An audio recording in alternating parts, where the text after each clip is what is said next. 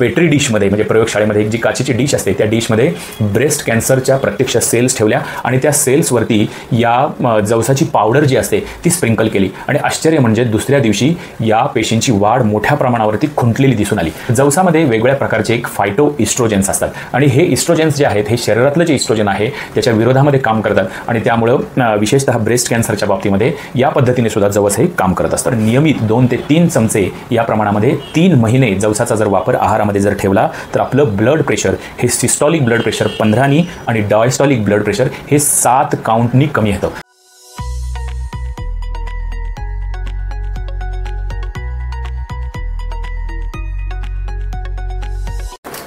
नमस्कार। भारतीय आहारशास्त्रामधलं एक अतिशय महत्त्वाचं धान्य ते म्हणजे जवस, ज्याला हिंदीमध्ये अलसी म्हणतात, इंग्लिशमध्ये फ्लॅक्सीड म्हणतात। पोषणाच्या दृष्टीने जवस जे आहेत ते म्हणजे पॉवर हाऊस आहे असं म्हटलं तर अतिशयोक्ती होणार नाही, कारण इतकी महती ही आधुनिक शास्त्रांनी आणि आयुर्वेदामध्ये सुद्धा वर्णन केलेली आहे। आपण जेव्हा ही संशोधनाच्या चष्म्यातून या धान्याची आपण माहिती घेऊ तेव्हा आपल्याला कळेल की अरे घर की मुर्गी दाल बराबर आपण ह्याला किती कमी महत्त्व देत होतो।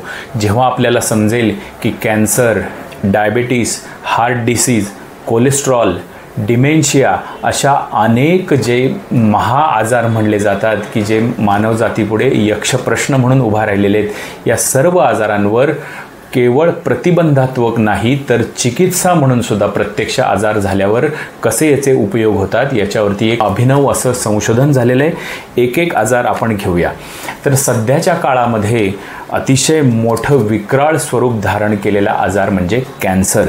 हे आपण जाणतो की ज्याचं नाव जरी ऐकलं तरी माणूस तिथं अर्धमेला होतो, अशा पद्धतीचा हा आजार। तर कॅन्सर म्हणजे बहुवंशी वेळा या आजारामध्ये ट्यूमर असतं किंवा एखादा अर्बुद ज्याला म्हणतो, गाठ असते, ही आपल्याला कॅन्सरच्या बाबतीमध्ये माहीत आहे।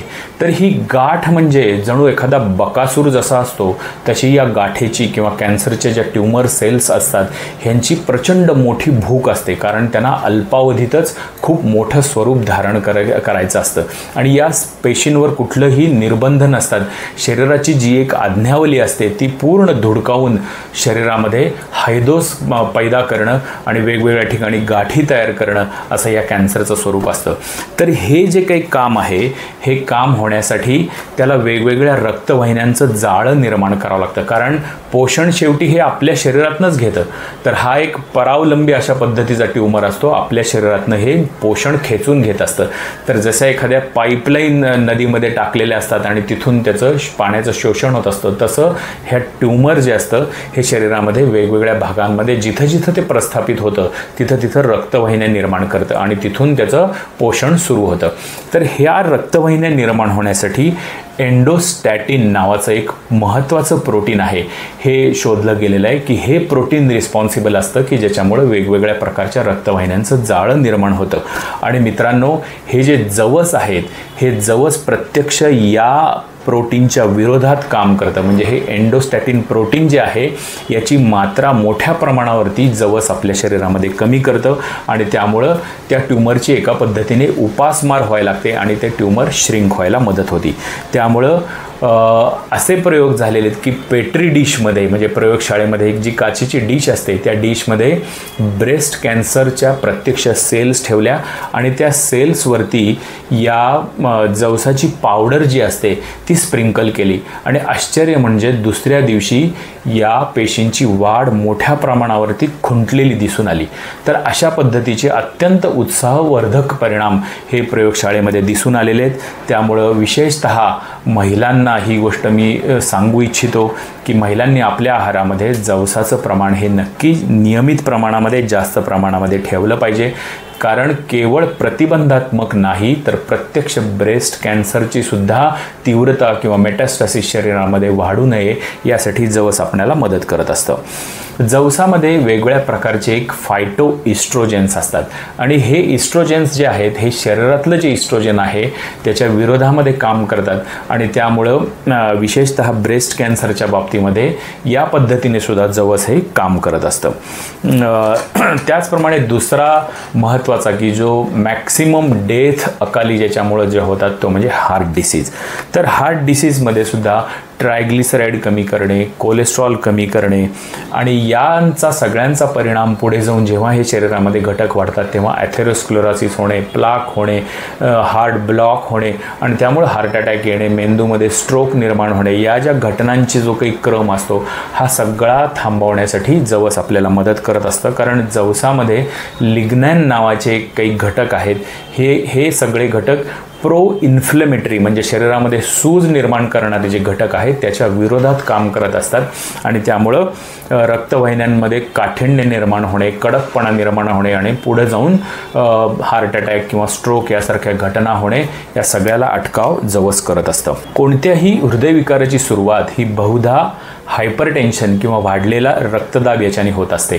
संशोधन काय सांगतं हे तुम्हाला मी सांगतो की जर आपण नियमित 2 ते 3 चमचे या प्रमाणामध्ये 3 महिने जवसाचा जर वापर आहारामध्ये जर ठेवला तर आपलं ब्लड प्रेशर हे सिस्टॉलिक ब्लड प्रेशर 15नी आणि डायस्टॉलिक ब्लड प्रेशर हे 7 काउंटनी कमी येतं. ही अतिशय सिग्निफिकंट फाइंडिंग आहे. ही गोष्ट सगळ्या मित्रांनी लक्षात ठेवायची कारण या जवसाचं कंपॅरिझन हे कॅल्शियम चॅनल ब्लॉकर हा जो एक अँटी हायपरटेन्सिव्ह औषधांचा जो गट आहे याच्याबरोबर तुलना करून हा रिसर्च केलेला आहे. त्यामुळे त्याला अतिशय महत्त्व आहे. त्यामुळे जे बॉर्डर लाईन हायपरटेन्शन आहे किंवा ज्यांचं थोडंसंच ब्लड प्रेशर वाढत आहे त्या लोकांनी जर आत्ता या पद्धतीने जवसाचा वापर जर आहारामध्ये जर केला तर तुम्ही हायपरटेन्सिव्ह किंवा माइल्ड हायपरटेन्शनमधून प्री हायपरटेन्शनमध्ये आणि नंतर व्यायाम जीवनशैलीतील बदल याच्यामुळे तुम्ही नॉर्मोटेन्सिव्ह या गटामध्ये येऊ शकता हे संशोधन तुम्हाला सांगतं. मेंदूचे सुद्धा आजारांची एक मोठी लाट सध्या डिमेन्शिया असेल, अल्झायमर्स डिसीज असेल ही मोठ्या प्रमाणावरती आपल्याला घरामध्ये ज्येष्ठ लोकांमध्ये हे दिसत आहे. कारण त्याला विरोध जवस कसं काम करतं तर जवस हा एक मोठा ओमेगा 3 फॅटी ॲसिडचा एक सोर्स आहे.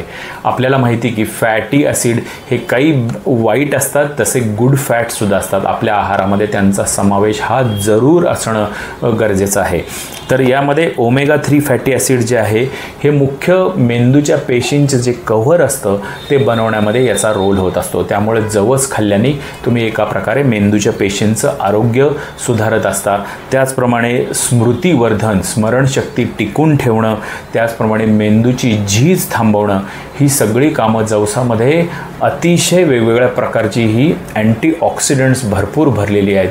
ती वेगवेगळ्या पद्धतीने काम करत असतात. त्यामुळे आपली न्यूरॉन्स किंवा नर्वस सिस्टीम जी आहे ती त्याचं संरक्षण करण्याचं काम हे जवस करत असतं.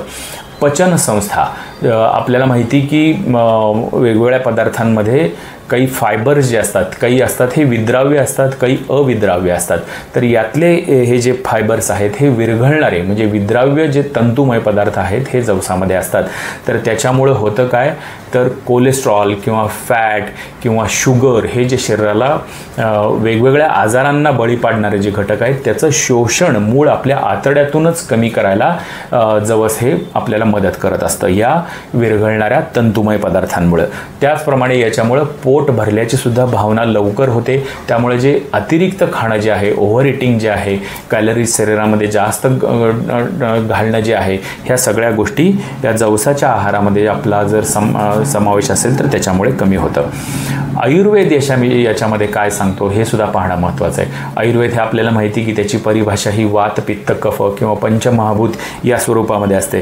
तर कफ आणि वात दोष कमी करणं हे जवसाचं अतिशय महत्त्वाचं कार्य आयुर्वेदामध्ये सांगितलेलं आहे. त्यामुळं जी रेस्पिरेटरी सिस्टीम असते म्हणजे अगदी सर्दीपासून, कफापासून किंवा घशाचे विकार, फुफ्फुसाचे विकार या सगळ्यांमध्ये श्वास, कास, प्रतिशाय या सगळ्या विकारांमध्ये जवसाचा उपयोग किंवा संधी संधिवात यासारख्या विकारांमध्ये सुद्धा जवसाचा उपयोग आपल्याला अतिशय आयुर्वेद प्रकर्षाने आपल्याला करायला सांगतो. जाता जाता मी एक तुम्हाला महत्त्वाची गोष्ट सांगणार आहे की आपल्याला सहसा जवसाची चटणी बनवणं हे आपल्या पाकशास्त्रामध्ये अतिशय प्रसिद्ध जवसाची डिश आहे. परंतु आपण ते जास्त जर भाजलं, रोस्ट केलं तर जवसातले बरेचसे घटक हे कमी होतात. त्याची चव चांगली होईल किंवा त्यामध्ये काही पोषण मूल्य राहतील, परंतु जर आपण कच्चा जवस जर वापरला, त्याची डायरेक्ट पावडर करून त्याचा जर वापर केला तर त्याचं सगळं पोषण मूल्य हे 100% आपल्याला मिळतं. आणि दुसरी गोष्ट म्हणजे अख्खे जवस जर खाल्ले तर तेही आपल्याला पचत नाहीत, ते शरीरातून जसे तशाला बाहेर पडतील आणि त्याचा आपल्याला शून्य उपयोग होईल. त्यामुळं कच्च्या जवसाची तुम्ही पावडर ही वेगवेगळ्या ठिकाणी तुम्ही चटणीच्या स्वरूपामध्ये किंवा वेगवेगळे जे ड्रेसिंग्स किंवा टॉपिंग्स म्हणतो आपण की सॅलड केलं, कोशिंबीर केली तर त्याच्यावरती तुम्ही थोडंसं जवसाची पावडर टाकणे या पद्धतीने आपण त्याचा समावेश करू शकतो. तर मित्रांनो, इथून पुढे लक्षात ठेवा की फिश ऑइलच्या गोळ्या हे घेण्याचं जे एक फॅड आहे किंवा बऱ्याच प्रिस्क्रिप्शन्समध्ये फिश ऑइल दिलं जातं, तर तसं करू नका. कारण त्याच्यावर सुद्धा संशोधन सांगतं की ते फिश ऑइल आहे, त्याचे सोर्सेस कितपत आहेत, त्यामध्ये ओमेगा 3 कितपत आहे याविषयी बरेच शंका असतात. आजकाल बरेच सोर्सेस जे आहेत, पाण्याचे सोर्सेस हे सुद्धा पोल्यूट झालेले आहेत, ते सुद्धा आपल्याला फिश ऑइलच्या स्वरूपात आपल्या शरीरामध्ये जाऊ शकतात. त्यामुळं आपण भर हा आहारीय पदार्थांवर, त्यातल्या त्यात प्लांट बेस्ड ज्या गोष्टी आहेत त्याच्यावरती जरूर ठेवावा. आणि त्यामुळं फिश ऑइलच्या गोळ्या घेण्यापेक्षा जवसाचा आपण प्रचूर मात्रेमध्ये आहारामध्ये वापर करा आणि आपल्याला बऱ्याच गोष्टींपासून ही एक संरक्षणाची ढाल आपल्याला उपलब्ध होते. तर पुन्हा पुन्हा मी व्हिडिओच्या नेहमी शेवटी सांगत असतो की फक्त ह्या गोष्टी या कानाने ऐकल्या आणि या कानाने सोडून दिल्या असं करू नका. कारण काय होईल, नाहीतर समर्थ रामदासांनी जो एक वेगळा गट केलेला आहे त्या गटामध्ये आपला समावेश होईल. थोडंसं कटू शब्द आहे तो म्हणजे पढत मूर्ख. केवळ ऐकून आपण सोडलं तर आपल्याला ह्याचे फायदे होणार नाहीत. या गोष्टीचा अंमल आपण आपल्या आहारामध्ये, आपल्या याच्यामध्ये करा आणि सगळे फायदे आपल्या पदरात पाडून घ्या. धन्यवाद.